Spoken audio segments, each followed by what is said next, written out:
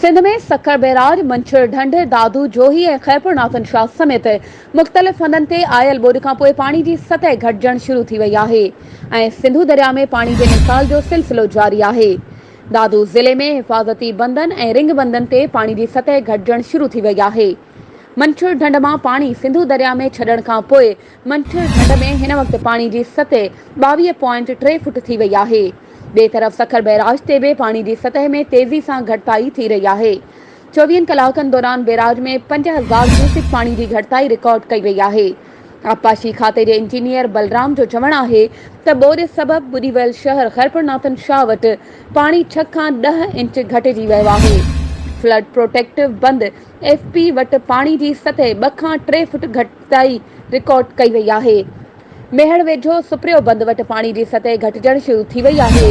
शहर जे रिंग बंद वटि पाणी जी सतह 1.5 फुट घटिजी वई आहे, जॾहिं त मेहड़ खां लाड़काणो इंडस हाईवे ते बि पाणी जी सतह घटिजी रही आहे। रिंग बंद भान सईदाबाद में बि पाणी जी सतह 1 फुट घटिजी वई आहे।